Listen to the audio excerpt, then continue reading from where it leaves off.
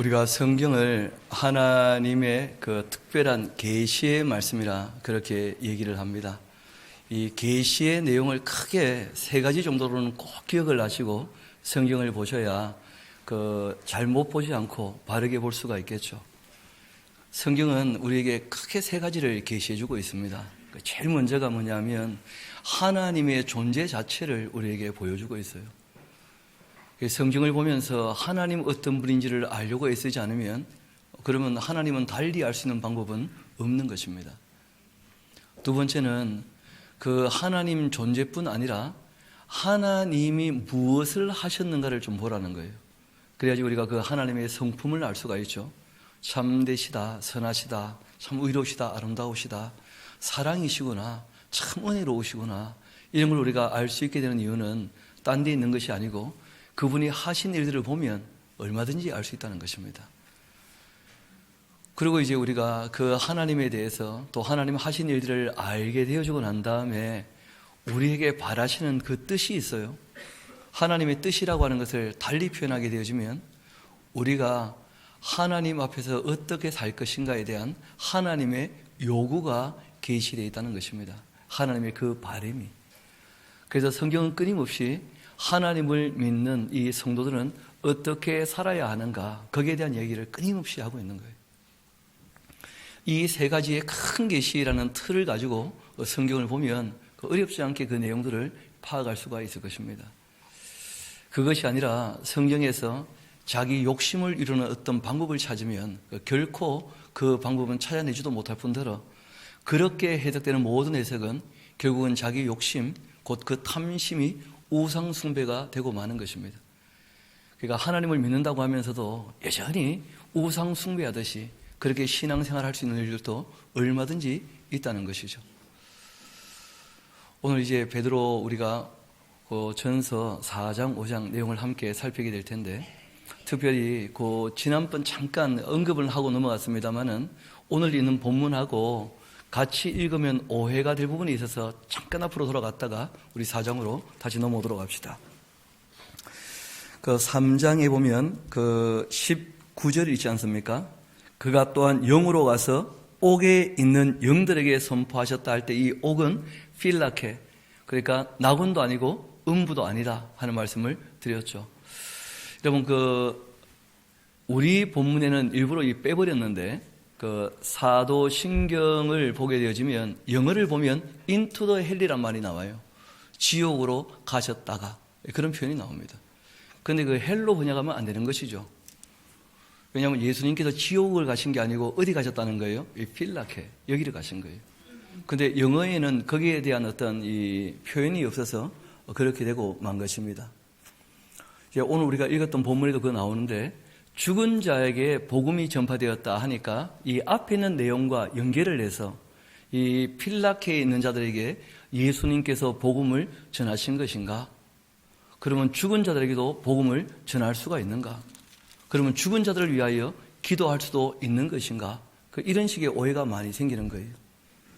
특별히 로만 카톨릭 같은 경우는 연옥이라고 하는 것을 만들어서 이 땅에서 죽은 자들을 위하여 우리가 이 헌금을 많이 하게 되어지면 하나님께서 그 가족들에 대하여 배려가 있다, 이런 식으로 해가지고 면죄부를 판매하기도 하고 그렇게 교회를 또 쏘였던 것이죠.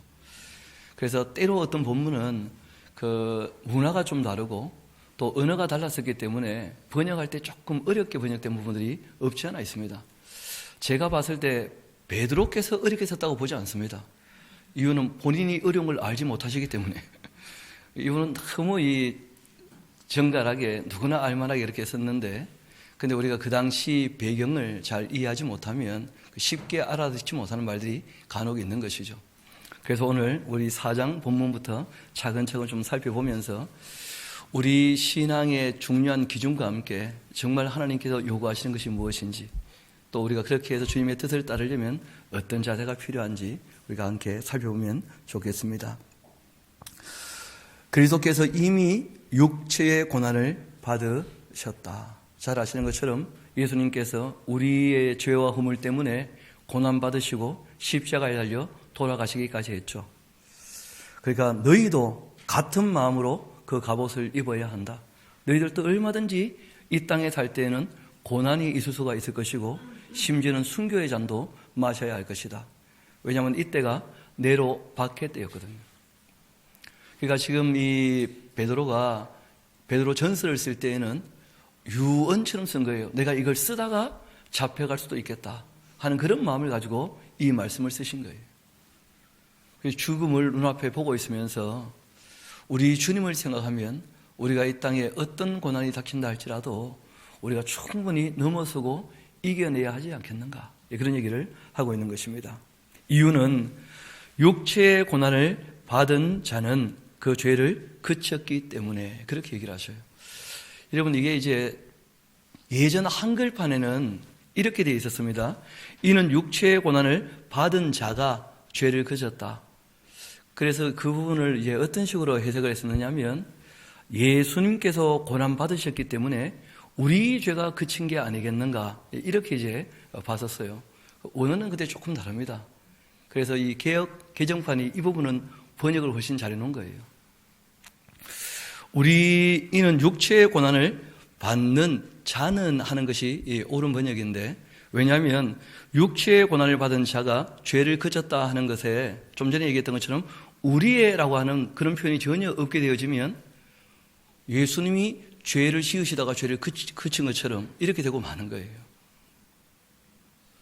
그래서 어떤 번역을 봐도 다 이 자가가 아니고 자는 이렇게 번역을 하게 되었고, 예전에 개역 한글판에만 그 자가 마치 예수님인 것처럼 그렇게 되어 있는 것입니다.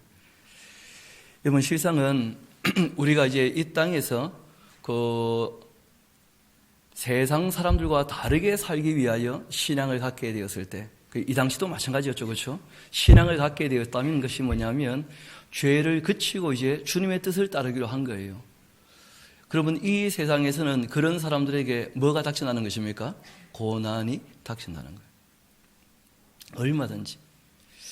그래서 이 육체의 고난을 지금 받고 있는 자라면 이 세상 따라가지 않고 죄를 그친 사람들이기 때문에 그런 고난이 있다는 거예요.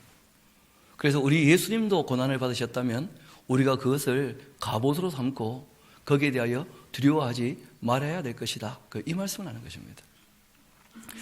좀 더 이어보면 알기가 쉽겠죠. 그 후로는 다시 사람의 종족을 어떻게 해요? 따르지 않아야 한다. 이제 우리가 주님을 따르기로 하고 죄를 그치고 정말 이 땅에서 고난을 받는 그런 사람으로 살아가고 있다면 앞으로 더 이상 또 뭐 하면 안 됩니까? 죄를 지어서는 안 될 것이다. 거기에 대한 말씀을 하시는 거예요. 그 후로 다시 사람의 정욕을 따르지 않고 하나님의 뜻을 따라서 그 육체의 무엇을요? 남은 때를 살게 하려고 하는 것이다. 돌이켰는데 지금 이런 이 고난이 닥치고 또 핍박이 일어나고 그런 것을 보면서 두려운 마음에 변절하거나 변심할 수 있잖아요. 그러지 말라 하는 권고를 지금 하시는 거예요. 3절 봅시다. 너희가 나오죠, 그렇죠? 너희가. 베드로가 너희가 하는 거 보니까 그 당시 사람뿐 아니고 우리도 다 포함될 것 같아요.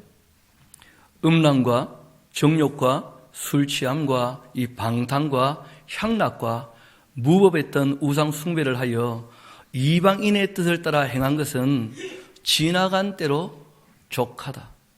우리 한번 따라합시다. 지나간 때로 족하도다. 여러분, 이제 하지 마시기 바랍니다. 그런 얘기예요. 여러분, 충분히 했지 않습니까? 마치 한 번도 안 했던 것처럼.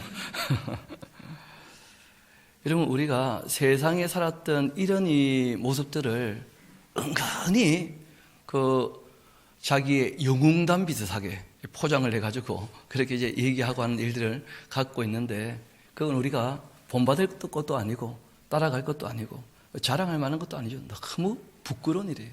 세상에는 이런 것들이 자랑입니다. 자랑. 가만 보면 내가 얼마나 많은 여자를 만났는가, 뭐 그런 게 자랑 삼아 얘기를 해요. 세상은요. 또 뭐 우리나라 사람들 보니까 술 먹으면 모든 게 용서되는 모양이에요. 그렇죠? 술 취하는 거, 술 많이 마시는 거, 이런 거를 자랑으로 해요. 그래서 술 몇 잔 마셨는가, 내가 뭐 술 몇 잔을 마셔도 안 취한다, 이런 게 무슨 자기의 영웅담처럼 이 세상이라는 거예요. 그러니까 뭐 사업가 사장이 되어지면 모든 직원들하고 함께 회식할 때 한 잔씩 다 받아줘서 내가 이 폭탄주 80잔을 마시고도 끄떡없다. 지옥 갑니다. 그런 걸 가지고 자랑스럽게 생각한다. 이 세상은. 하나님을 몰랐을 때는 똑같은 것을 자랑스럽게 얘기했을 거라는 거예요. 근데 그거 다 지나간 대로 족하다는 거예요. 심지어는 이 땅에서 향락을 누리는 것, 내가 얼마나 사치를 해왔는지, 내가 얼마나 많은 것들을 누려봤는지, 그런 것들을 아주 자랑스럽게 생각하고 그것을 해야 인생 성공한 것처럼. 저를 닮은 연예인이 있습니다. 혹시 아시는지 모르겠는데 신동엽이라고 아십니까? 얼굴이 이게 좀 모여 있어가지고 옛날에 군대에 있을 때 이화여대 대학생들이 저희 교회를 방문한 적이 있어요. 찬양팀에서 제가 섭외를 좀 했었거든요. 그런데 여대생들이 와가지고는 제 앞에서 막 웃으면서 한마디 하는 거예요. 신동엽 닮았다고. 그래서 제가 한마디 했죠. 내가 한 살 많다고. 걔가 나를 닮았겠지. 근데 신동엽이라는 사람이 그런 얘기를 종종 해요. 아주 고급 음식점에 가서 음식을 먹으면 이래서 내가 인생을 성공해야 되는구나. 그런 생각을 한다는 거예요. 세상은 그런 걸 자랑스러워해요. 그 성도는 그래서는 안 된다는 거죠. 지나간 대로 족하다는 거예요. 이러므로 너희가 그들과 함께 그런 극한 방탕에 다름질하지 아니하게 되어지면 이 세상 사람들은 그런 것을 이상하게 여기면서 비방한다는 거예요. 그럼 대체 너는 무엇을 추구하며 살아가는 것이냐? 무엇을 위해 사냐? 무슨 재미로 사냐?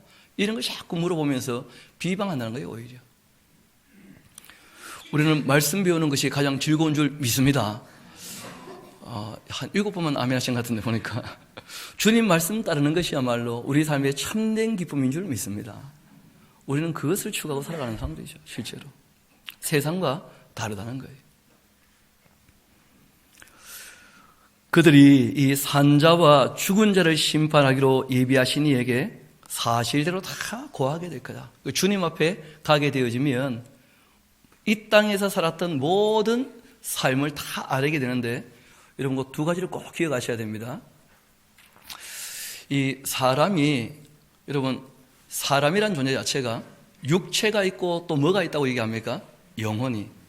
여러분 영혼이 진짜 사람이에요? 육체가 진짜 사람이에요? 아니면 둘 다 있어야 진짜 사람이에요? 사람이라고 할 때는 둘 다 있어야 사람이겠죠, 그렇죠? 그런데 사람이 육체는 다 한 번 죽습니까? 안 죽습니까? 죽죠. 영혼은 죽습니까? 안 죽습니까? 안 죽죠. 여러분이 몸이라고 하는 것은 한 번 죽을 수밖에 없는 것이, 성도라 할지라도 이 몸이라고 하는 것이 죄 아래 태어났다는 거예요. 그래서 한 번 죽는 게 뭐가 되어 있습니까? 정한 이체가 되고 말았어요. 하나님께서 이 죄 아래 태어난 이 몸은 다 한 번 죽게 하셨다는 거예요. 그래서 사람은 예수 믿어도 결국 죽습니까? 안 죽습니까? 아니, 영생을 주신다면서요. 그래서 이 육체의 죽음이라는 것도 심판이라는 것을 꼭 기억하셔야 돼요. 죄에 대한 심판이었다는 거예요. 또 하나의 심판이 있죠. 그것이 무엇입니까? 그 육체 안에 있는 그 영혼이 추구하는 바를 쫓아 육체가 움직이지 않습니까? 그렇기 때문에 그 사람이 이 땅에서 행한 대로 주님 앞에 가서 뭘 받게 되는 거예요? 심판을 받게 되는 거예요. 그 심판이라고 하는 것이 이렇게 좀 나누어 보지 않으면 그 설명을 할 때 복잡하게 되고 어렵게 되어져요. 그래서 이 말씀을 먼저 드리는 것입니다. 거기 보게 되어지면 산자와 죽은 자를 어떻게 하신다고요? 심판하기로 예비하신 이에게 사실대로 다 알게 될 거라는 거예요. 우리가 기도할 때마다 또 축도할 때마다 산자와 죽은 자를 심판하러 어떻게 하신다고요? 다시 오신다. 그렇게 얘기하죠. 성경을 가만 보게 되어지면 잘 아시는 것처럼 백보자 심판이라고 하는 것은 산자에 대한 심판입니까? 죽은 자에 대한 심판입니까? 몸이 죽어서 그 영혼이 심판받는 것이죠. 그런데 영혼이 심판받는 것처럼 보이는데 실제로는 부활을 하게 되어서 다 또 몸을 갖고 있습니까? 안 갖고 있습니까? 다 몸을 갖고 있는 거예요. 산자와 죽은 자를 그렇게 이제 심판하신다는 거예요. 이 땅에 살아있다 그런 의미가 아니고 하나님 앞에서 살았다 이름 갖고 있지만 그 하나님의 말씀을 받아들이지 않으면 하나님 앞에서는 다 어떤 존재입니까? 죽은 자라는 거예요. 그래서 뒤에 이런 말씀이 나옵니다. 이를 위하여 하는 말씀 나오죠. 그렇죠? 죽은 자들에게도 복음이 어떻게 되었다고요? 전파되었다. 이 죽은 자라고 하는 이 존재는 어떤 존재냐면 그 영혼이 주님의 뜻을 따르고 있지 않다면 살았다 이름은 갖고 있지만 어떤 존재예요? 죽은 자라는 거예요. 우리 한번 복음서에서 예수님 말씀을 좀 들어봐야 이 내용이 좀 이해가 되실 겁니다. 우리 먼저 마태복음 8장 같이 가봅시다.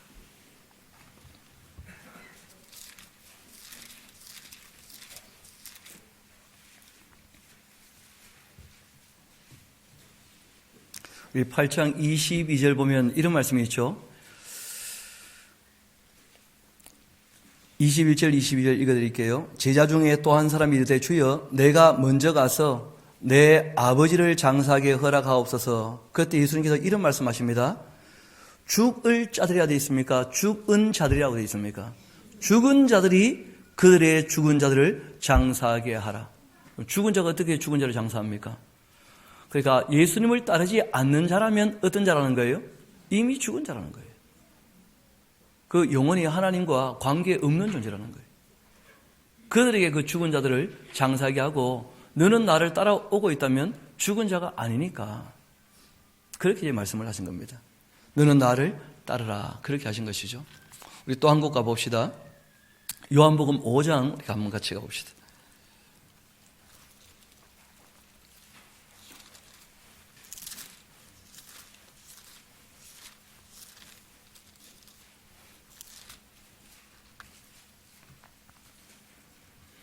우리 요한복음 5장 24절부터 제가 한번 읽어드리겠습니다.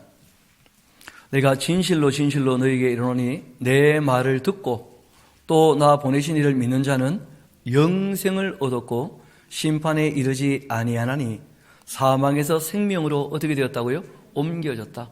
죽었었는데 다시 살게 되었다는 거예요.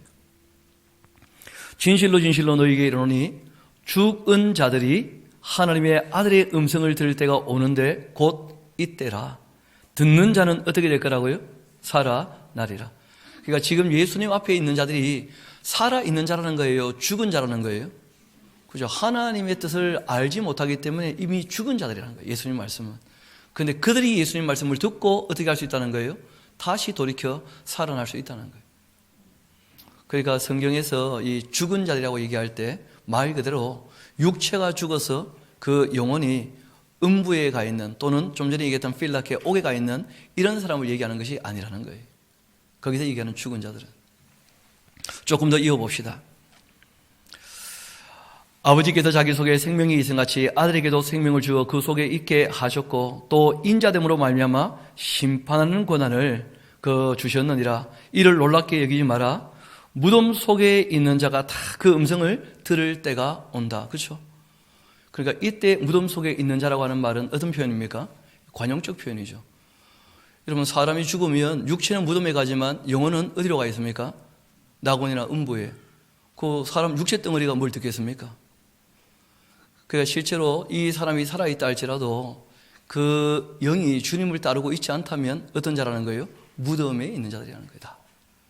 그런데 그 영혼들 하나님의 뜻을 따르지 않는 죽은 자들인데 그들도 이제 주님의 음성을 듣게 될 때가 온다면 그러면 이제 마지막 이런 말씀을 하신 거예요. 우리 29절은 같이 한번 읽어볼까요? 시작. 선한 일을 행한 자는 생명의 부활로 악한 일을 행한 자는 심판의 부활로 나오리라. 무슨 말입니까? 지금 무덤에 있는 자 같은 너희들이 내 말을 듣고서 이제 선하신 하나님을 따라 산다면 진짜로 너희들이 생명의 부활로 일어나게 될 것이다. 그런데 내 말을 듣고도 나를 따르지 않는다면 어떻게 된다는 거예요? 악한 일을 행한 자는 심판의 부활로 나가게 될 것이다. 그렇게 말씀하신 거예요. 그러니까 이때 이 베드로가 얘기하는 그 죽은 자들에게도 복음이 전파된다는 말씀이 그런 뜻입니다. 하나님 말씀을 듣지 못했던 모든 사람은 어떤 존재라는 거예요? 죽은 자들이라는 거예요. 그들에게 지금 이 복음이 전파되어지면 택한 백성은 그 말씀을 듣고 어떻게 합니까? 따르게 되어져요. 그렇게 선을 따르게 되는 사람들은 생명의 부활로 일어나게 될 것입니다. 그런데 여전히 선을 따르지 않고 악을 행한다면 그러면 심판의 부활로 일어나게 될 것이다. 그 말씀을 하신 거죠. 우리 다시 베드로전서 4장으로 돌아가도록 합시다. 이를 위하여 죽은 자들에게도 복음이 전파되었으니 이는 육체로는 사람으로 뭘 받습니까? 심판을 받으나 영으로는 하나님을 따라 살게 하려 함이라.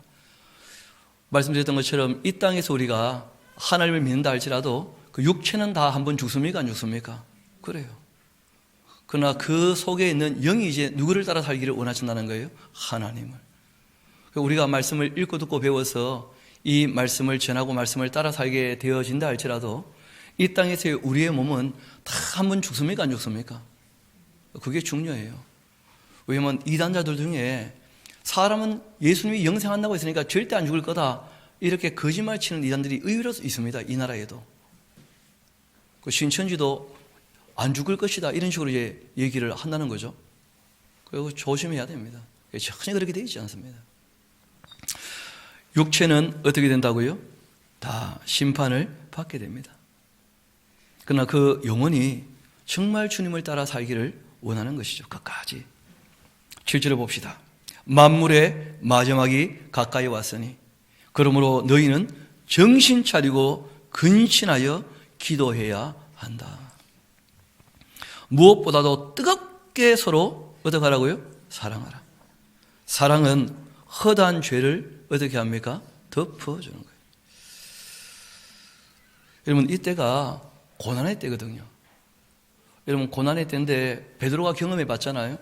사람이 공포가 닥치면 너무 두려운 나머지 배신하거나 배반하거나 그런 일들을 경험할 때가 있습니까? 없습니까? 없으면 참 좋겠는데 있거든요. 베드로도 그런 것을 2번씩이나 경험했다고. 그렇기 때문에 끝까지 우리는 사랑해줘야 된다는 거예요. 심지어 누구까지라고요? 배신자까지라도. 왜냐하면 돌아올 수 있으니까. 실제로 그 육체는 너무 연약해서 그럴 수 있는데 그 영혼은 그렇지 않을 수 있지 않느냐는 거예요. 베드로가. 뜨겁게 사랑해야 변화도 가져올 수 있는 것이고 또 이 긍휼히 여기는 마음이 있어야 심판도 이기는 것이니까. 그래서 베드로가 특별히 그 정황 가운데서 이 얘기를 합니다. 무엇보다도 서로 사랑하다. 이 사랑이라 말로 진짜 모든 죄를 어떻게 해요? 덮어주는 것이다. 주님께서 우리를 사랑하시는 것처럼 우리도 그렇게 사람들을 좀 사랑하고 용납하자. 그런 부탁을 하시는 거예요. 그리고 9절에 보면 서로 대접하기를 어떻게 하라고요? 원망 없이. 특별히 여성 동지들 앞을 보세요. 여성 동지들은 이런 거 있으시더라고 보니까 남편이 누구 데리고 와가지고 어떻게 좀 대접을 해주면 좋겠다 하는 식으로 하면 대접은 하기는 하는데 입이 이만큼 나와가지고 저 이상한 거 데리고 와가지고 말이야 두두두 하면서 대접은 하는데 뭐가 자꾸 나온다는 거예요? 원망이. 그러면 밖에다 드시면 됩니다. 대접을 하는데 원망을 하게 되어지면 여러분 그 먹는 사람은 얼마나 불편하겠어요. 그러지 말라는 거예요. 교회도 마찬가지입니다. 우리가 이 구제를 하거나 아니면 선교를 하거나 무슨 일을 하든지 간에 기쁜 마음으로 해야지 원망 섞인 마음을 가지고 하는 것은 옳지 않습니다. 그래서 서로 대접할 때 어떻게 하라고요? 원망 없이 하라요. 원망 없이.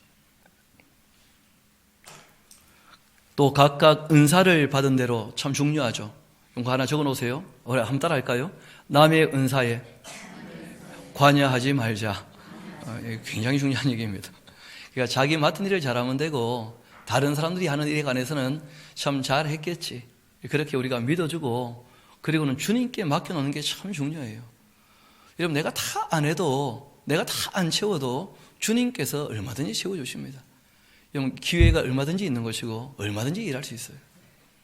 그래서 성경이 우리에게 부탁하시는 거예요. 각각 받은 뭐가 있다는 거예요? 은사가. 같다는 거예요? 다르다는 거예요? 다 달라요. 그러니까 내 마음에 안 들어도 나와 달라도 그래 하나님 앞에서 바르게 하려고 애를 쓰겠지.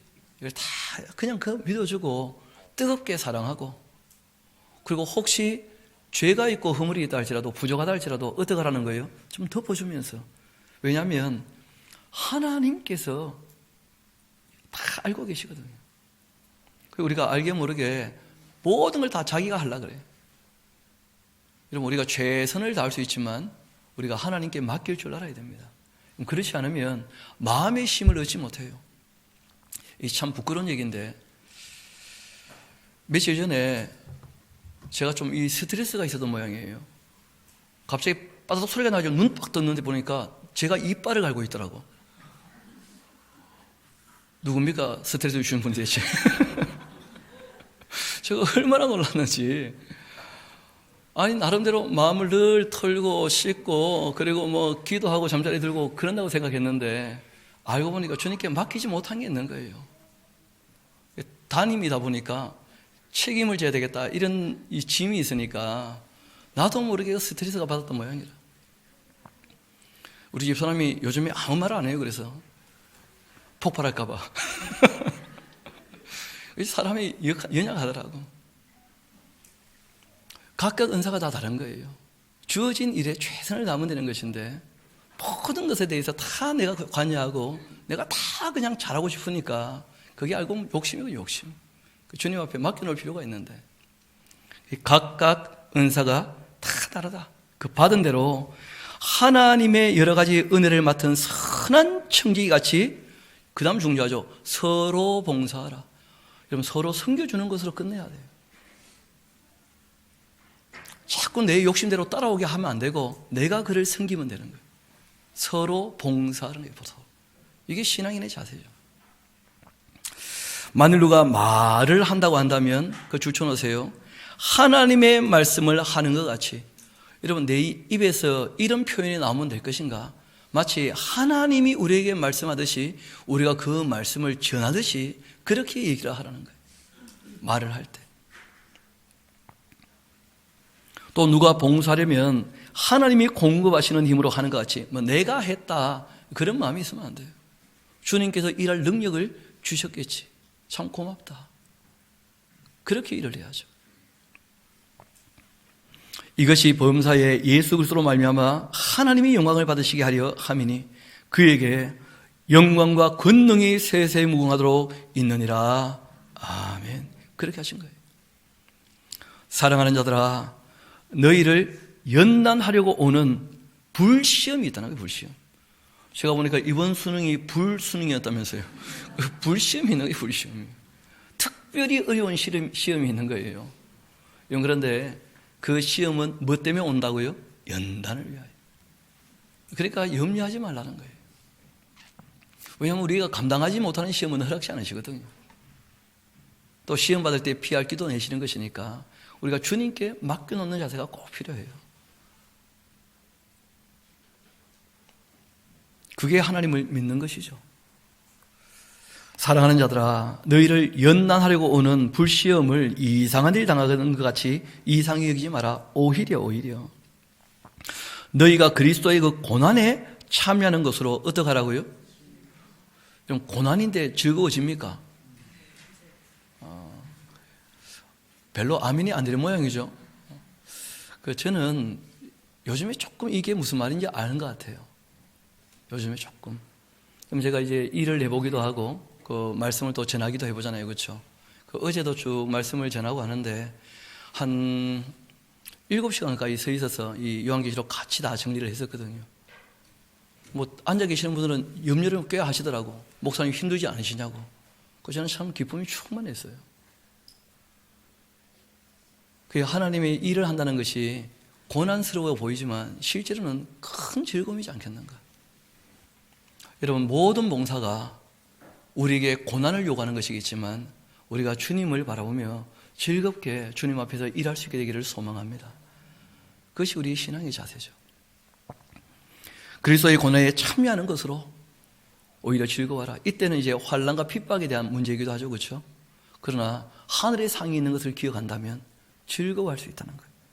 이것이 소망이라는 거예요. 소망. 지금은 힘들지만 앞으로 주실 약속을 우리가 기대하며 얼마든지 먼저 즐거워할 수 있다는 거예요. 소망 중에 즐거워하는 거예요. 이는 그 영광을 나타내실 때 너희로 즐거워하고 기뻐하게 하려 함이라. 너희가 그리스도의 이름으로 치욕을 당하게 된다면 오히려 복이 있는 자가 아니겠는가. 영광의 영, 곧 하나님의 영이 너희 위에 계시니까 성령께서 도우시면 그 모든 것 이겨낼 수 있을 거라는 거예요. 얼마든지. 너희 중에 누구든지 살인이나 도둑질이나 악행이나 남의 일을 간섭하는 자로 마지 말라고요? 고난받지 말라고. 그게 잘못되고 악한 일이라는 거예요. 그러니까 우리가 각 부서가 다 있고 할 때 남의 부서에 너무 관여하지 마요. 그러니까 이 말 하면 될지 모르겠는데 안 해야 되겠죠? 카톡 삭제. 근데 삭제가 남아가지고 더 궁금해 그냥.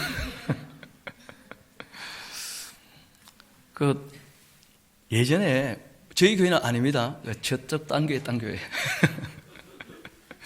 교사들이 모여가지고 같이 토의를 하는 중에 어떤 토의가 나왔냐면 우리 교회 성가대는 왜 찬양을 저렇게 하는가. 그래서 제가 보니까 성가대가 찬양하는데 감상하고 앉으신 거야. 그러면 안 됩니다. 우리가 찬양대 찬양할 때 함께 찬양할 수 있게 되기를 소망합니다. 그 찬양을 함께 돕는 거예요. 여러분, 우리가 일을 할 때 괜히 남의 일에 저 사람은 왜 저렇게 하는가. 여러분, 그 사람 나름대로 최선을 다 한다고 믿어줍시다. 그렇지 않습니까? 교육할 때는 교육할 수 있지만 우리가 함께 일할 때에는 있는 그대로를 받아주는 자세가 꼭 필요해요. 우리 주님께서 우리를 받아주셨으니까. 그래서 남의 일에 간섭하지 마라. 그런 부탁을 특별히 하시는 거예요. 만일 그리스도인으로 고난을 받으면 부끄러워하지 말고 도리어 그 이름으로 하나님께 영광을 돌리라. 하나님의 집에서 심판을 시작할 때가 되었다. 여러분, 이게 이제 무슨 말이냐면 하나님의 집 하는 말이 어디입니까? 이스라엘 백성들에게는 성전일 것이고 우리에게는 뭐예요? 교회. 그래서 이때 이 심판은 육체의 심판을 얘기해요. 지금 하나님의 집에 고난과 그리고 순교로 말미암은 죽음이 있을 거라는 거예요. 그런데 그런 일들이 벌어지게 되었을 때 기억하라는 거예요. 우리는 이것을 다 견디고 참아낼 수 있을 텐데 우리를 핍박하는 저 악행하는 자들이 이제 하나님 앞에 섰을 때 그들에게 임할 심판이 이 진짜 하나님의 심판이죠. 얼마나 크겠는가. 그러니까 참아낼 수 있을 것이다. 그런 뜻입니다. 그래서 우리가 이 심판이란 말이 이거 참 쉽지 않은 표현이에요. 왜냐하면 여러분, 기독교인들, 성도들은 심판을 받습니까? 안 받습니까? 성경을 보면요, 받는다는 데도 있고 안 받는다는 데도 있다는 거예요. 문제는. 우리 한번 요한복음 3장 같이 한번 가볼까요?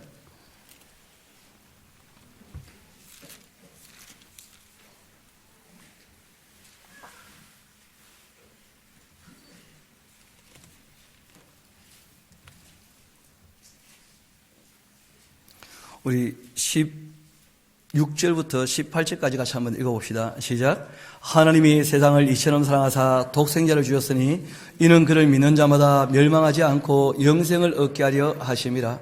하나님이 그 아들을 세상에 보내신 것은 세상을 심판하려 하심이 아니요 그로 말미암아 세상이 구원을 받게 하려 하심이라. 그를 믿는 자는 심판을 받지 아니하는 것이요 믿지 아니하는 자는 하나님의 독생자의 이름을 믿지 아니함으로 벌써 심판을 받은 것이니라. 심판 받는답니까? 안 받는답니까? 좀 전에 받는다고 했잖아요. 하나님 집에서 심판이 시작되었다고. 우리 또 한 군데 가볼까요? 이왕 왔으니까 요한복음 5장 같이 한번 또 한 가봅시다.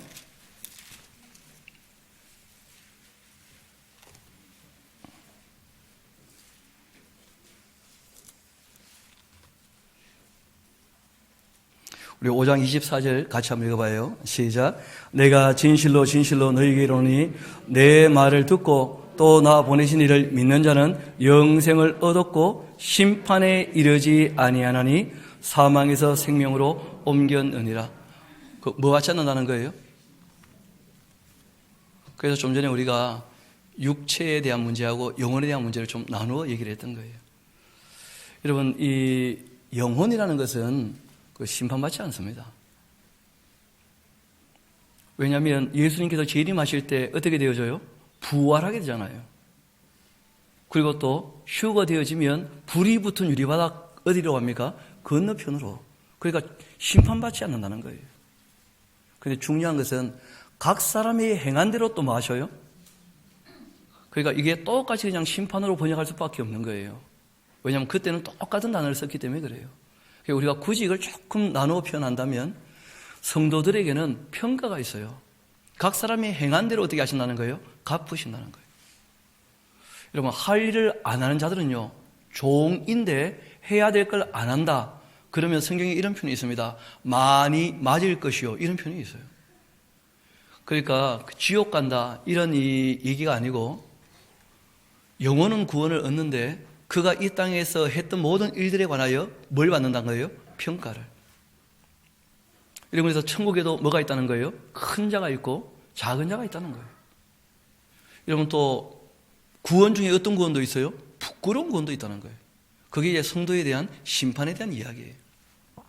그러니까 성도들은 이 땅에서 이 몸도 어떻게 됩니까? 죄를 지었으니까 이 육체가 한번 죽는 것은 심판받는 것이죠. 그런 심판은 얼마든지 있다는 거예요. 그리고 또 우리가 행했던 모든 일들은 그 영원히 추구에 있던 바잖아요. 그래서 각 사람의 행한 도에 대한 뭐가 있다는 거예요? 평가는 얼마든지 있다는 거예요. 그것을 얘기하시는 거예요. 하나님의 집에서도 심판이 있다는 거예요. 그리고 예수님이 지금 말씀하셨던 심판에 이르지 않는다는 말은 무슨 말씀입니까? 지옥 가지 않는다는 거예요. 이미 성도들은 결정났잖아요. 하나님의 백성으로. 정죄 받지 않고 심판에 이르지 않는다 할 때는 지옥 가지 않는다 그런 뜻이에요. 그러니까 그 당시에 다 심판으로 크리노라는 말을 쓸 수밖에 없었고 다 그렇게 이제 번역이 되고 말았기 때문에 쉽지가 않은 거예요. 이걸 달리 표현한다면 정죄라는 말이 있지 않습니까? 예수님으로 말미암아 죄 사함 받은 사람은 정죄를 받습니까? 맞습니까? 정죄받지 않는다는 거예요. 반면에 각 사람의 행한 대로는 다 평가가 있습니까? 없습니까? 모든 평가가 다 있다는 거예요. 그것을 우리가 또 심판이라 표현할 수도 있는 것이죠. 그래서 성경에서 성도에 대한 심판을 얘기할 때에는 행한 일에 대한 평가다. 그렇게 이해하면 이해가 쉬우실 것이고, 그리고 정죄는 받지 않는 것이다. 그러면 좀 이해가 쉬울 거예요. 그 심판을 받지 않는다고 할 때에는. 그래서 똑같은 그냥 이 심판으로 번역을 해버리니까 이게 마치 이 이율배반적으로 그렇게 보이는 것이죠. 전혀 그렇지 않습니다. 다시 이제 우리 본문으로 돌아와서 베드로전서 4장 17절 봅시다. 하나님 집에서 심판을 시작할 때가 되었다. 만일 우리에게 먼저 한다면 하나님의 그 복음을 순종하지 아니하는 자들의 그 마지막은 대체 어떠하며 또 의인이 겨우 구원을 받으면 경건하지 아니한 자 죄는 어디에 서겠는가?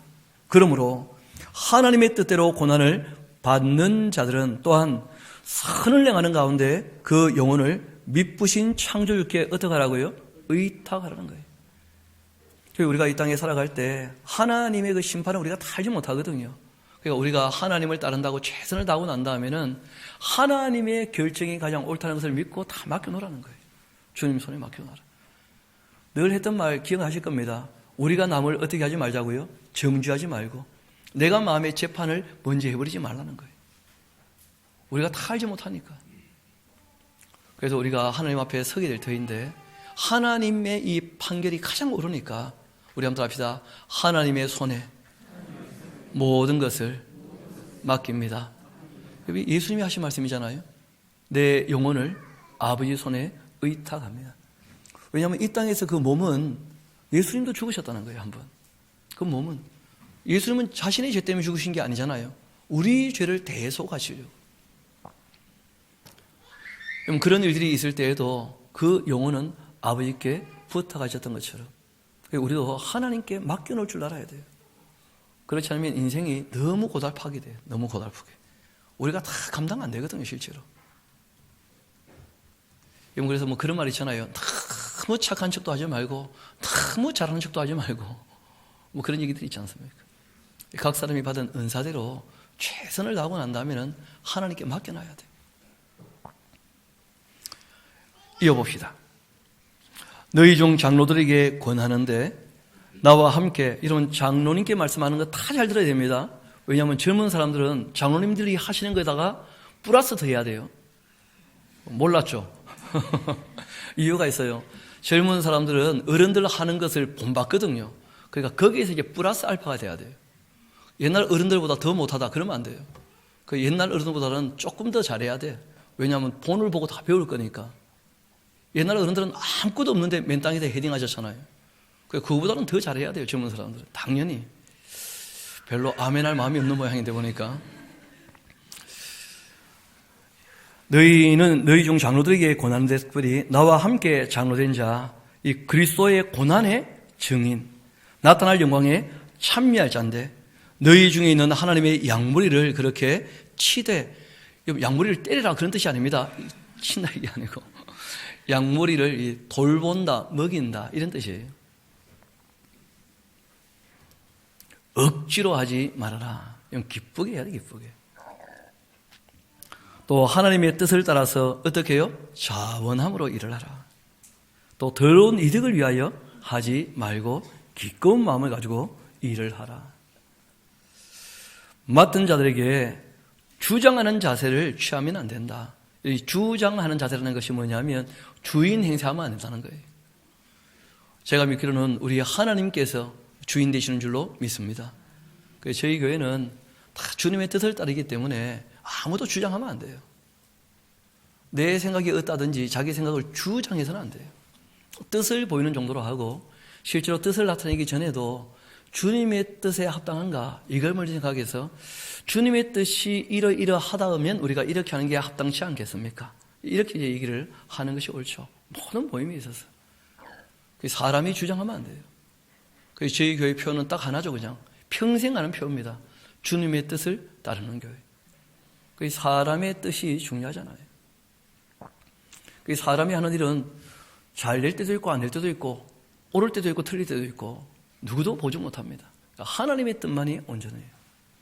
그래서 늘 무슨 얘기를 꺼내기 전에 어떤 의견을 얘기하기 전에 성경을 살펴서 정말 주님의 뜻이 확실한가 이걸 깊이 생각하고 주님의 뜻이라 여겨져서 제가 이렇게 한번 의견을 내어봅니다 하고 이제 말씀을 낸다면 크게 어렵지 않죠.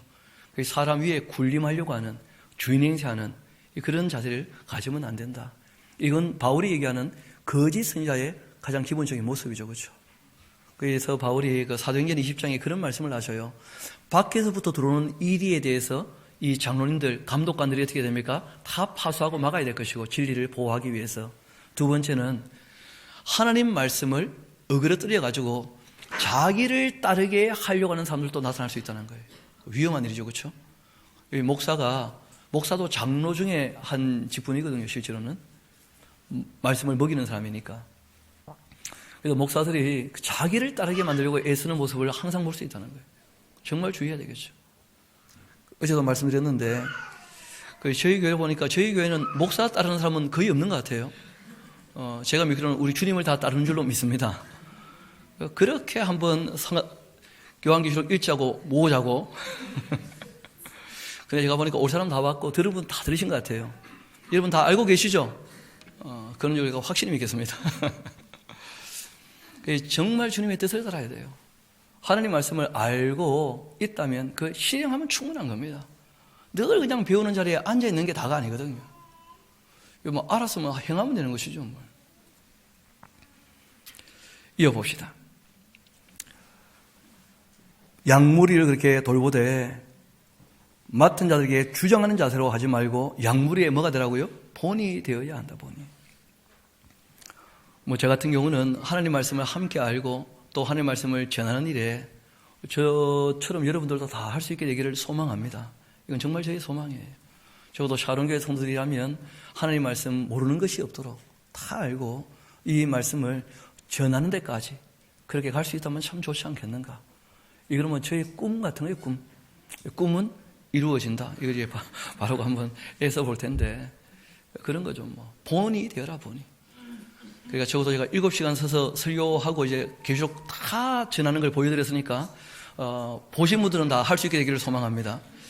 또 안 볼라 아무도 보면 해야 되니까 본을 보여라. 본을.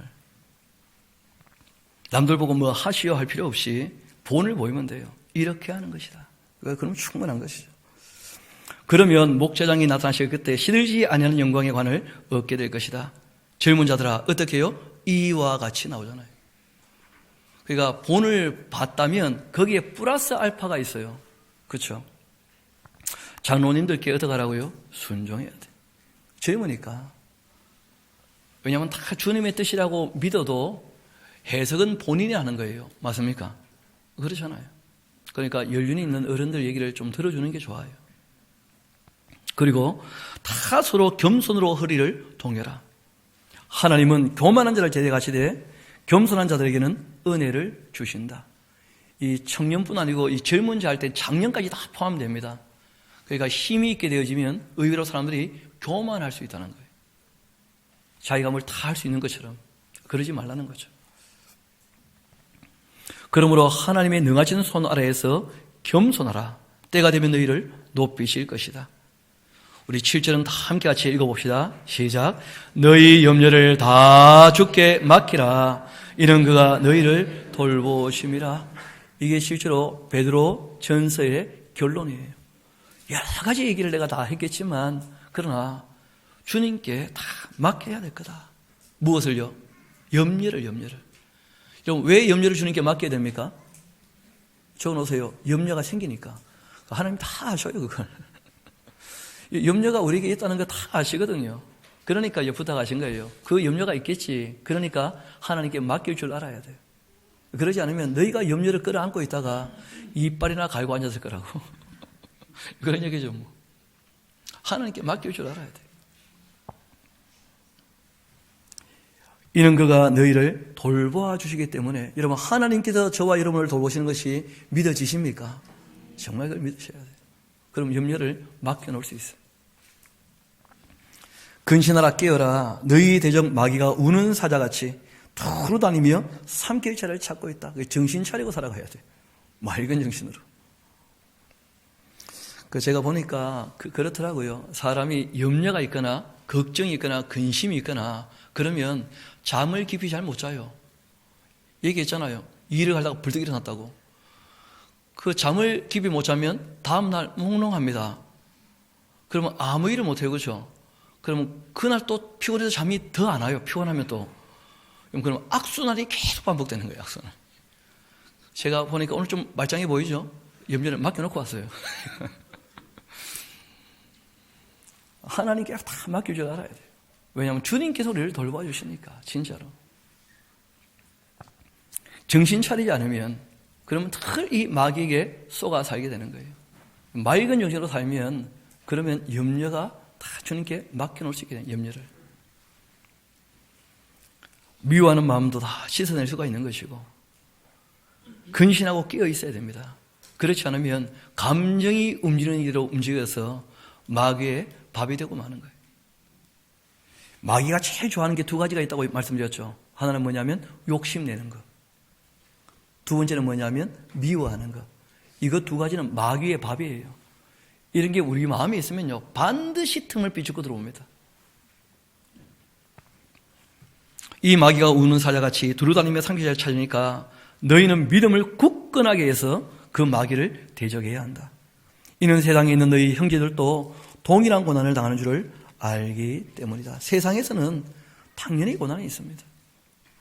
모든 은혜의 하나님 곧 그리스도 안에서 너희를 부르사 자기의 영원한 영광에 들어가게 하시니가 잠깐 고난을 당한 너희를. 여러분 이 잠깐 고난이라는데 여러분 지금 평생이잖아요. 평생 죽을 때까지. 그런데 평생도 알고 보면 잠깐입니다. 여러분 2018년도 잠깐이죠. 오늘 며칠입니까? 12월? 1월 달이 언제 있었습니까? 좀 전에. 잠깐. 제가 생각해 보니까 제가 부산에 온 지가 벌써 7년째 돼가고 있더라고요. 돌이켜 보니까요, 뭐 했나 싶고, 기억나는 게 별로 없어요. 그냥 늘 성경 읽고 성경 얘기하고 이것밖에 기억나는 게 아무것도 없어. 알고 보니까 진짜 잠깐. 그리고 제가 어르신들 뵈면서, 7년 동안 같이 있었었는데, 어르신들 아직도 정정하시구나.